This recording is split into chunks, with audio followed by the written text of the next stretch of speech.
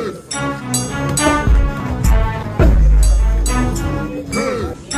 everybody. Welcome to Everybody Fights with Max Bevington. I'm Max Bevington. I'm a Northwestern graduate student. For those who may listen to some of the 303 Sports podcasts, you know that I also host with my good friend Kevin Liu, the Stoppage Time Talk podcast, where we talk about soccer. And since I'm kind of interested in some of these major sports, I wanted to kind of give a bit of a love to boxing, UFC, and some of the mixed martial arts sports. I've always been a big boxing fan. Here at Medill, I don't know if anyone really knows boxing, so I'm unfortunately just going to have to ramble to myself for however long this episode lasts. But, I'm really excited to start this. I've always been a huge boxing fan. My dad was a huge boxing fan. I grew up with the stories of guys, like Muhammad Ali fighting Joe Frazier and Foreman, even, Mike Tyson. Over COVID, I just basically rewatched all of Mike Tyson's greatest fights because there's no live sports on, and just kind of saw how dominant Tyson was. And yeah, I think, within our mainstream media, I don't think boxing and UFC gets the really the love it deserves, especially boxing. UFC, because of the popularity of Rogan and Dana White, obviously gets more attention. It's pretty popular over in Europe, obviously Russia and the Middle East now, as well as still America, Canada, and but there's so many great fighters, so many great personalities who I don't think get much love. And I kind of want to, just start this podcast and bring a little attention to them, as well as just kind of have an outlet for me to talk about boxing to UFC. Because again, I don't think anyone at Medill could really talk to me about boxing or UFC. And so, like I said, so that kind of results this in me talking solo to myself. But I'm super excited just to have an outlet for me to ramble to myself about boxing. Any other boxing fans out there, I think maybe know that experience of you're talking to guys, about some lightweight fighter who you think is a good prospect, and they just have zero clue what you're talking about, and they couldn't give a crap. But, I do. So let's just dive into this. For this first episode, I'm recording this on Tuesday, April 7th. And so we have results from Deontay Wilder versus Derek Chisora. I'll just get into it. Like, what a freaking mess of a fight. It was pretty entertaining, but just technically terrible. Didn't look like a proper boxing match at all. But nonetheless, it reaffirmed why Wilder filled that vacuum that was left by Tyson Fury after he kind of spiraled out around, 2015, 16, 17, and had to vacate his titles, kind of given his downward spiral, the weight gain, the drug addiction, the alcoholism. And then, Fury's been such a great story. We'll get to that at the end with his comeback. But Wilder, when he throws that right hand, you see oh, that's why this guy held a belt. That's why he was a champion. I don't think he has much else outside of that, but you can just see man, if a regular person got hit by that, they'd go to the hospital immediately. It would just, oh my gosh. I mean, what a right hand that Wilder can throw. It's game changing when he lands it. And you can see that he just kind of wailed on Chisora with that right hand. And one of my favorite ever clips is Tyson Fury at a press conference. I believe this was the second. Yeah, it was, the last matchup of the Fury Wilder trilogy. And he kind of says all Deontay Wilder can do is just walk around, wind up his right hand like Popeye and just hope to hit somebody. And that is very true. I mean, Wilder didn't start boxing until very late in his life. And he has no technical skill outside of just being a very hard hitter, especially with the right hand. And man, what a just mess of a fight. Same with Derek Chisora. I think Chisora's a little better technically than Wilder, but neither of these guys looked very good in this fight. Even though it was a good fight to see him kind of just wail on each other like they were two drunk guys in a bar, but just such a sloppy fight. And so there's some really funny moments. I mean, in the first round, the tone was set because Wilder just leaned on Chisora and basically leaned him over the ropes. That was in the very first round. That just set the tone for how the fight was going to go. And it was just what an absolute just cluster of a fight. And man, Wilder just, in the fourth round, I'll just kind of go through some of these. In the fourth round, Wilder laid down on the canvas after getting released from the tangle with Chisora. That was in the fourth round, just basically took a rest out on the canvas, waited till the ref, got to 6 or 7 and then just stood up and continued the fight. Later in the fight, Wilder just kind of wrestled down Chisora, and then they had to stop the fight and resume it. I don't even know, I feel kind of bad for that ref. Imagine just refereeing, officiating just such a sloppy fight. It was so just non-technical at all. Wilder won that. So Wilder did win this fight in a split decision. with watching the fight, even though like no one obviously got a knockout, no one like really got a clean like knockdown really of just like landing a barrage of punches that just kind of landed someone on the canvas. It was them just kind of swinging on each other and like stumbling, like I said, like a bunch of drunk guys at a bar. And then there are a couple stumbles there that, you know, wounded up on Wilder or Chisora being on the canvas, but no like clean shots to just knock someone out. Wilder won that split decision, but I would say I do agree with that. I think Wilder is better than Chisora. I mean, landed more punches, had better kind of spurts of just kind of wailing on him. I think that kind of barrage of punches that that Wilder got against Chisora in the 8th won it for him, in my opinion. Chisora went down in that round as well. I've never seen someone, this is just another weird thing. I've never seen someone just kind of go through the ropes as much as Chisora did. Man, it was what, 3 or 4 times where it's just like kind of up against the ropes. Wilder is just kind of sloppily, you know, throwing punches as fast as it is, just, you know, ferociously as he can, as fast as he can. And Chisora just went kind of sat down through the ropes and then kind of like was able to get the ref to like not count. I mean, just weird. Just, yeah, a very odd fight. So sloppy. I mean, it was really truly just like watching 2 guys like bar fight each other. Regardless, I mean, Wilder did foul down in the 11th. I think that ended up kind of causing the split decision. But I do think throughout the fight, especially that kind of burst by Wilder in the 8th round was able to get him. I think he deserved that victory. He was able to get him the victory there. This just shows that I think the quality of heavyweight boxing outside of Usyk is just really poor, outside of Alexander Usyk, who generally holds most of the belts right now. I know he's had to vacate some of them, and you know, Dubois is also very good, but you know, contenders like Wilder or Chisora just don't really, just shows like kind of some bad quality of fighting, and they're good fighters, I should say. I think most boxing fans know the term that you can be a good fighter but not be a good boxer, and Wilder and Chisora are very good fighters, but they're not good boxers.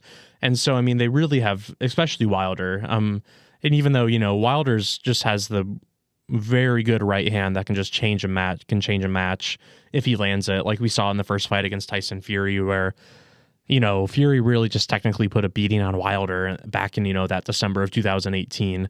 And then luckily for Wilder, he just landed that perfect right cross onto Fury and then followed it up with a left hook and knocked Fury out cold. And still one of the great moments in the history of boxing that Fury got up from that. It shows again how, you know, just tough of a guy he is and how resilient he is. But, you know, Wilder truly just, you know, really just relies on his right hand. Chisora just isn't technically very good as well. He's very like short, stocky. He's just stumbling around a lot. He was down so much on the canvas in this fight of just slipping and falling and just again looking like a drunk guy fighting someone at a bar. And neither of these guys are great. I mean, Wilder's getting kind of old at this point. Let me just Google Deontay Wilder age. So yeah, Wilder's 40 years old. I mean, he's not going to sniff a belt for the rest of his career. I don't know how many fights he has left. He's proven himself to be a very tough guy and a very resilient fighter with, you know, just like the passion to go out and just like try to kill somebody with his right hand. And so, but I mean, Wilder's not going to sniff a belt for the rest of his career, and neither is Chisora. Chisora's pretty old as well.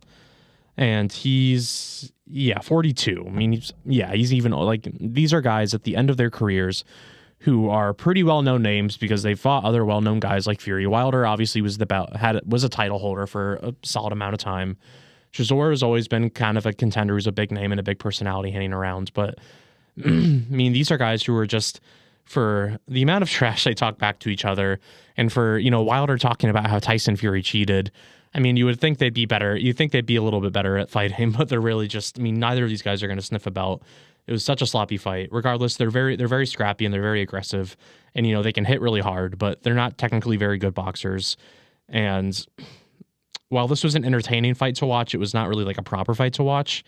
I'm a bit of a boxing purist, so I might have these, you know, takes that are a little too maybe high, like, you know, hoity-toity, but, you know, they're truly nothing fluid, nothing smooth, nothing artistic about the way they fight, just truly just trying to wail on each other, kind of like more so like a UFC style. And nothing against those guys. I mean, they're very great athletes and great fighters, but, you know, there's not much art to what you see Wilder and Chisora do. And I mean, these are just guys who are very much at the end of the career. they're not going to sniff a belt. They're not going to come close to a belt for the remainder of the career. They've only got a couple more fights in them each, honestly. And so, for just what they've kind of still propped themselves up as, like great heavyweight contenders, guys who are going to be like, wanting to fight for belts, and that's just not the case. But that was still, a very sloppy fight, yet entertaining. I'm intrigued to see how a possible fight between Wilder and Anthony Joshua could line up. I don't know if Anthony Joshua is quite really at a level again where he could possibly contend for a belt. I think, Usyk and Dubois and, just have the belts locked up right now. And I don't know if some of these guys who, before the pandemic were just very popular, will be able to kind of get back there. But nonetheless, a pretty solid, an entertaining fight. And so good to see some bigger name heavyweights kind of get back out there after, Usyk has kind of dominated the belts, holding the belts, hasn't really fought anyone terribly well known since kind of, his 2 fights in a row with Fury, where obviously he won the title from Fury in the first one, and then was able to defend it against Fury again in that second one, with both of those being in Saudi Arabia. But, just with the state of kind of the heavyweight division, I just don't see much outside of, and we saw that Daniel Dubois too lost to Usyk back in July, and that was obviously a big one. And, right now we just see, Usyk's got such a lock on the belts that, and I do like Dubois a lot, but Usyk's got such a lock on the belts, and I just don't know who's really going to contend with him. Wilder and Chisora are definitely not guys. I don't think Anthony Joshua could, really at this point after his 2 losses to Usyk. And so, I'm just intrigued to see what Fury does. And I know Wilder might want to try to fight Anthony Joshua, but I'd honestly much rather, and I'll touch on this again, want to see kind of Fury go against Anthony Joshua. I think, Fury's still got some, Fury's still younger than Wilder is. Fury's 37 and Wilder's 40, and I think Fury's still got some juice left in the tank for him. And I know he's been out for a bit, but we'll have to touch on that later, because I do want to kind of split the boxing up with some UFC talk, because we did have UFC Fight Night at the Meta Apex in Vegas with Renato, excuse me, I always mess up the Brazilian names, Renato Moicano, who's the lightweight from Brazil. Very good lightweight contender. I know he's near the end of his career as well. He's definitely not a spring chicken, because he's 36 years old. But he really just dominated Chris Duncan in the main event of that fight night. Just put him in the rear naked chokehold, had him on the ground, got him in the rear naked chokehold, and just dominated him really, I think, throughout most of the fight. He got that submission in the second round, and it wasn't just, seems like just Chris Duncan is a solid fighter, but he wasn't really ranked. He wasn't considered all that great coming into this. And so I really don't think that was just a great main card event. Really just Moicano really, Moicano even called this out, that he said, "Oh, Dana White, don't listen to this." But this was, he said, quote, "This was like a shit line. This was like a shit card tonight. Just, not much of a good fight, not many good fights on the card." You see why they had this at the Apex Center and not at T-Mobile Arena, where they have a lot of the big fight nights. You see why there was no belt on the line, and you see why Moicano just kind of rolled over Chris Duncan. Chris Duncan's a pretty good fighter, but doesn't really have the technical ability to match up with what Moicano was able to do. Moicano just, was pretty dominant of this from the start. Especially just, getting him on the ground so quickly and then getting him in the chokehold just shows you how much better Moicano was. And Moicano, too, the guy's 21-7-1. He's a seasoned professional. Duncan is 15-3-0, just not all that experienced. Moicano just was, better from start to finish. And, he's been a professional since 2010. He knows how to kind of do this. And, he was the Jungle Fight featherweight champion. He's ranked number 9 in the UFC lightweight rankings right now. He's still a pretty top fighter for his division, kind of given his age and just kind of the miles he's put on his body. And, I just didn't think that was a very good event. Moicano even said that, "Oh, I should have, fought like Brian and I think that would be really good. I would like to see Moicano fight Brian Ortega, given that they're both very good, kind of lightweight featherweights. Relatively similar in age. Ortega's about 35, Moicano's 36. And so that could be a very good fight. Moicano even said, I want to like go out and just kill this mother effer because like, he wants a rematch against Ortega, and Ortega's, obviously, I think also a very good fighter. And so even like a Paddy Pimblett could be a good matchup. Just that was just not a very, I just don't know what kind of the UFC's decision-making process was for that card. And so it just wasn't all that entertaining. Like, I didn't feel like I missed a whole lot. Not like watching some of the fights kind of leading up to the main events, leading up to the main card. And again, you see why this was held at the Apex Center and not at T-Mobile Arena. Moicano was really on him from the start, and just not anything really Duncan did that like looked to make it all that entertaining or all that competitive. Granted, I do think we'll actually have a lot better of a fight night. This coming Saturday night, they're going to Miami for Prochazka versus Alberg. I think that will be a lot more entertaining compared to what we got from Moicano and Chris Duncan. And just, not a very interesting UFC kind of card this past weekend. But I do want to give a shout out to Tommy McMillan, because he made his UFC debut by TKO. He just kneed Zucchini, his opponent, in the face a lot. And he was able to get the TKO. Tommy McMillan is a really good featherweight contender. I think he's someone I would just keep an eye on. And so, props to him. That's such a great debut from Tommy McMillan. He's a young guy. I think he's got a lot of good fights ahead of him. And he's definitely going to be able to kind of be, some people say he's like the, maybe the UFC's like next biggest star. I wouldn't know if I'd go that far, but he will definitely be contending for UFC titles and UFC belts. And so I was really impressed by Tommy McMillan. I think that was probably the best, even though he just TKO'd him right in the first round. I think that might have been probably the best fight of the card, or at least maybe the most entertaining one. Just Manolo Zucchini was not able to get anything going. And if you look at just the breakdown of that fight, total strikes is that McMillan landed 76 out of 138 of his total strikes. That's good. Landed just about a little over half of his punches. Zucchini on the other side only landed 21 out of 64 of the total strikes, so that's about 32%. So that's a lot lower. Significant strikes, so then Zucchini got 74 out of 134, same percentage for Zucchini for his significant strikes. And then just that TKO, just McMillan with the knees on him just absolutely took him down. And I would like to give big props to Tommy McMillan. I think he's a great prospect who was on one of the non-main events of this fight card.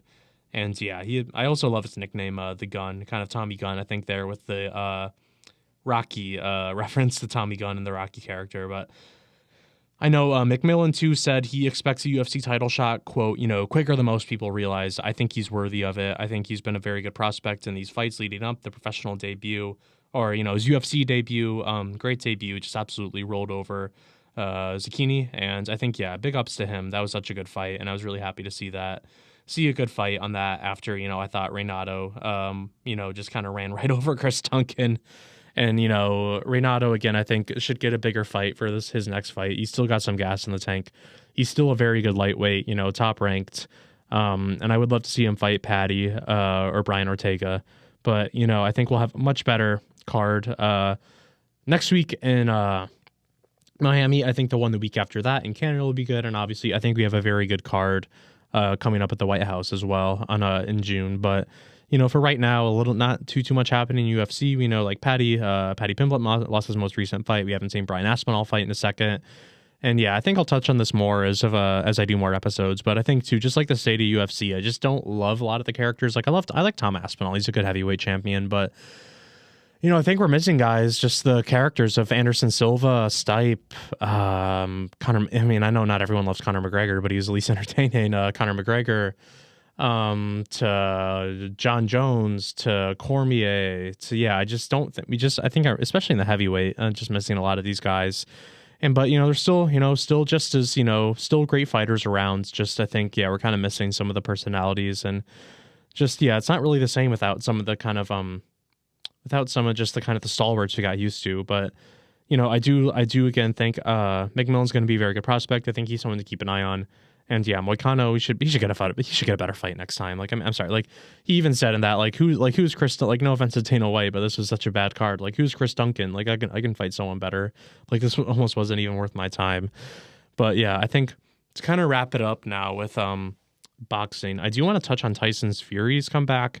So Tyson Fury is going to make his comeback against Arslanbek Makhmudov on Saturday, April 11th at Tottenham Stadium in London. So Fury, I follow him pretty close. He's definitely my fan favorite of boxers. And so, I mean, he hasn't fought since a couple of days before Christmas of 2024 when he lost his rematch to Alexander Usyk. He didn't look great in the second bout against Usyk. I mean, it was a pretty close fight, that first one, in May of 2024 when he lost the split decision. And then Usyk was able to kind of officially unify his titles and kind of become the undisputed heavyweight champion. But Fury didn't look as good in the second bout. That was a unanimous decision against Fury in the second bout in, December of 2024. But Fury's a bit of an oddball, as we all know. Truly one of the characters of boxing, Tyson Fury is. I mean, man, I think just think of some of the great press conference moments. And I know some of this, I try not to laugh at some of these too much, especially the ones from when he was kind of spiraling out in 2000, 15, 16, 17-ish, like when he would show up as Batman and just kind of say crazy stuff. And I know he was kind of in a dark space mentally, but, even some of, my favorite being when he said to Deontay Wilder, like, how am I going to let this little spaghetti hoop string of a man beat me? And so, I mean, Fury's truly one of the great characters of boxing. Super charismatic. I think someone who the sport misses when he's gone, just kind of given his personality and his presence and just kind of his charisma. But he's going to be making his return against Makhmudov. And so I was kind of surprised by this when he announced that Makhmudov was his challenger. I don't think I'd really heard of Makhmudov before Fury announced him as challenger. And I think most kind of fans really hadn't either. And so kind of like doing some research into Makhmudov, he's not a particularly great overall fighter. But, for the fights he wins, he generally manages to just knock out his opponent. So out of the 21 fights that he's won in his career, he's won 19 by knockout. So that's a knockout win rate of 90%. I mean, that's very, very good. Fury hangs around like 70%, and Fury's never been, despite being a big guy, he's never been a knockout artist. And we know when he started training with the Kronk Hill, with the Kronk gym out of Detroit with Sugar, with his trainer Sugar. I forget his full name, but I know he just kind of goes by Sugar. But yeah, when Fury started kind of training with the gym out of Detroit after his after the decision loss to Wilder in 2018, he kind of wanted to build up his strength and kind of getting more into knocking guys out, saying the only way you guarantee a win is just knock the guy out.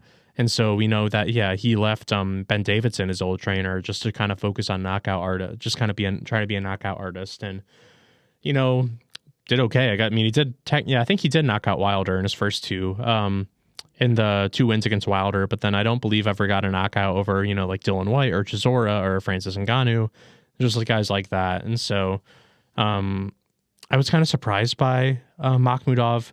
Makhmudov's like not a huge name. He's not a very like highly ranked contender. I thought that was a bit of a surprise, but so I imagine too that Fury said he's not really chasing a belt. I don't quite know whether or not to believe that. But I can kind of take him at his word because I get his point of that. I've already won all these belts. He's been a 2-time heavy. He's had 2 stints of like holding heavyweight belts. It's pretty good. I mean, very few guys. I think Muhammad Ali's maybe the only guy to go through 3 stints, being able to have 3 separate stints of like being a heavyweight champion. Tyson, maybe. I know George Foreman had 2. But then, so I kind of want to take him at his word that he's not necessarily just belt chasing right now, and I kind of think that he wants to just do this to settle some scores. So Makhmudov provides like a good warm up for him before basically going on to, he wants to fight Anthony Joshua this year. Seemingly the rumors say they're going to fight in Dublin, and that's already been kind of verbally agreed to. I mean, boxing rumors are, you can't trust them as far as you can throw them. With fight rumors, so much BS just gets, circulated around with who's going to fight who and when and where. And, we had all these agreements that, Tyson Fury was going to fight Anthony Joshua, and then, Joshua loses to Ruiz, and then that falls through, and then, Fury's going to fight this guy and that guy, and, all these different things, and nothing ever really, like, materializes from it. But I think, this kind of serves as Fury's warm-up But at the same time, Fury's like had these fights where he's kind of getting in a warm up that hasn't looked great.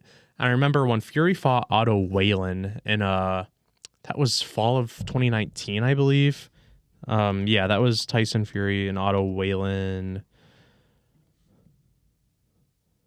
Yeah, so it's that fall of 2019 as Fury was kind of getting his last warm up in before fighting Deontay Wilder. Right before COVID hit, and obviously just kind of rolled over Wilder, like, and just kind of, in that second fight against Wilder, for the rematch, and Fury just kind of rolled him over. In that February 2020, he got his belt back, but then Fury looked really poor in that fight against Otto Whalen. Otto Whalen opened up a giant cut over Fury's eyebrow. He's pretty fortunate looking back on it that the ref didn't stop it and give Whalen the win there, Otto Whalen the win there. I mean, God, he just opened up a coin slot like of a cut open over his eyebrow. And then, Fury ended up recovering well and just beat the ever living crap out of Deontay Wilder. And then, but if Fury's had these warm up fights or things that are kind of billed as warm up fights where he hasn't looked very good. He didn't really look good against Otto Whalen in 2019.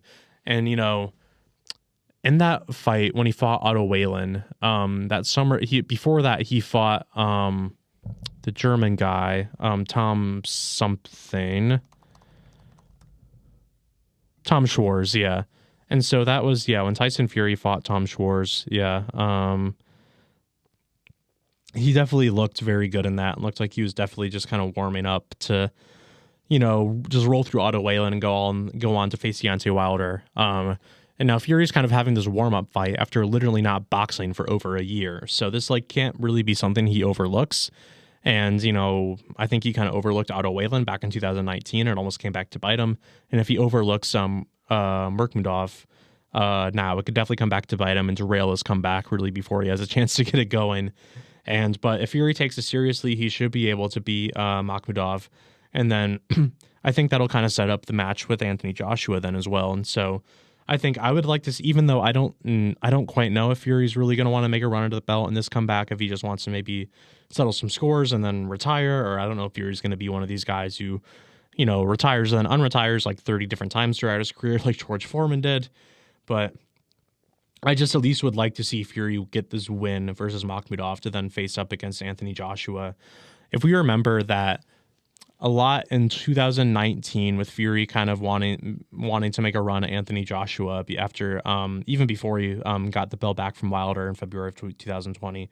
But then after that too, then before Joshua lost to Ruiz, then just so much trash talk between Fury and Anthony Joshua. And I think that, Fury called him like, oh, he's more focused on being a bodybuilder, like he's muscle bound. He's more, it doesn't really just weights trains instead of boxes and things like that. And so, I mean, now Joshua's kind of fallen to the wayside following, 2000, basically since 2022, Joshua's kind of fallen to the wayside since his defeat to Alexander Usyk, where he lost his, four belts to Usyk and then didn't win that rematch either. And then Usyk kind of just continually proves he's probably the best technical fighter in the world. Definitely, at least within the heavyweights by far. And then, but there was so much good trash talk between Fury and Anthony Joshua. I would love to see the matchup. This would really decide the best of the British heavyweights. Fury and Anthony Joshua are both, pretty well respected, historically well respected British fighters. They've both been title holders. They've both done pretty well. They're both very, good and sound technical fighters, and they can definitely throw hard punches. And so, but, I really just don't quite know what to make of Tyson Fury at this point. I think if you're given that I think Fury is just a lot. I think Fury is just definitely better than Makhmudov. I think Fury will be able to kind of win this as his warm-up fight, but I really don't quite. I think he's up to the task of facing like another kind of contender, maybe on a step to then facing Usyk again. But again, maybe he might just be kind of content facing some of the guys who, aren't title, who are bigger names but not belt holders right now. Like I'm seemingly he wants to finally have this matchup with Anthony Joshua after just so much back and forth of, will they ever fight? Will the stars ever kind of align? And so, but I'm kind of less confident in Fury's ability to match up against a Joshua now, given, the fact that he hasn't fought for such a long time. But, he had a pretty long layoff during kind of when he spiraled out. I think definitely over a year without fighting again, and was able to kind of come back and get himself ready and, put a beating on Deontay Wilder in 2018 before Wilder kind of managed to land that right hook, or excuse me, the right cross and the left hook to knock Fury out. Fury obviously got up, but that kind of gave Wilder the decision there, kind of was a good enough punch and a good enough knockdown to give Wilder that decision. But, Fury looked okay in that comeback after having kind of his, mental issues and kind of spiraling out. And so, but, he's now older at this point. Fury's kind of initial comeback in 2018 was almost 10 years ago now. And, he's definitely not as young. I mean, it's full 10, just about 10 years. I mean, that's an eternity in boxing, just an absolute eternity of time. Just about, about 8 years. That's like, an eternity in boxing. So I don't quite know what to make of that comeback, but I think Fury will be able to get this as a warm-up fight. Makhmudov is similar age to Fury, but just not a good fighter, not as good of a fighter. Fury's 37, Makhmudov is 36. They've got a similar age, I think similar in shape, similar in kind of conditioning and just kind of their measurements and all that. And so I think Fury will be able to kind of win that as the warm-up fight, but I definitely wouldn't say, if you were to tell me that Fury, even back in, even in Fury's condition for when he lost the 2 fights to Usyk in May and December of 2024, if you told me during that time he was just going to take up a fighting against Anthony Joshua, I would have said Fury rolls him. And he just seemed like no one else could touch him. No one else in the heavyweight could touch him outside of Usyk after he kind of put the beating on Deontay Wilder. But granted, I mean, Deontay Wilder's not a good technical fighter, and Anthony Joshua is, so that might be a little unfair to Anthony Joshua, because I mean, he still fought pretty hard against Alexander Usyk, and Usyk's truly just a masterclass of, technique and be able to evade punches and land great punches. I mean, no one really can do it better than Usyk at this point within the heavyweights, and it's not particularly close, as I've said. So it might be a little too harsh on Anthony Joshua saying that, even Fury a couple of years ago would have just rolled him right over. Because obviously we know Fury did just kind of roll right over Deontay Wilder, but Wilder's not a good technical fighter, even though he can just land a right punch that can kill you. But, excuse me, I think, Fury at this stage, I think, will be able to kind of win this as a warm-up fight against Makhmudov. And then I don't really think that... I'm not as confident as I would have been that he can just kind of go and roll right over Anthony Joshua. I think that'll be such a good and closely contested matchup, kind of given their ages and all that. That would be such a good matchup to see kind of these two guys who are still very high ranked, like well respected, like good heavyweights kind of go at it with each other. And I don't know if either of them's really going to want to contend for a belt against Usyk again. Maybe Fury just feels like why lose to the same guy 3 times in a row if it's possible to avoid it, and just kind of settle some scores and do what I want to in this last kind of stint of my career. But I think, that would be a very good fight to finally witness, regardless of, I don't think it'll be, kind of with the context of them wanting to go on to seek a title. I think obviously them as competitors may eventually kind of want to go seek a title, but I think that would be such a good fight to eventually see Fury finally face Anthony Joshua, just kind of to see who is the best British heavyweight. How does Tyson Fury match up in this kind of, next stint of his career after coming out of retirement again, and just, is Fury just kind of have the same skills, and, finally of, have we maybe been a little unfair to Anthony Joshua to kind of have him as his afterthought, given that he just, even though was a very good fighter and had some very good title defenses, just wasn't quite able to match up to Alexander Usyk, who, is just a masterclass of his sport. But I think that'll be a great fight. But nonetheless, Fury's got to face Makhmudov this coming Saturday at Tottenham Stadium. I think that'll be a great warm-up fight to kind of gear to see if Fury's kind of ready to make some noise in the heavyweight division again. And I'm definitely looking forward to it. So thank you everyone so much for tuning in. Again, I'm Max Bevington. This is Everybody Fights. And I'll probably do this maybe about twice a month or so, just kind of give update boxing, UFC. Obviously, there's not always enough news to kind of do this every week. So I'll do this, kind of every so often, just kind of give everybody a rundown of boxing, UFC, and kind of my thoughts on the sport, given that, no one else really talks about it that much in mainstream media. But thank you so much, everyone who gave me a listen. I really appreciate it. And have a great day.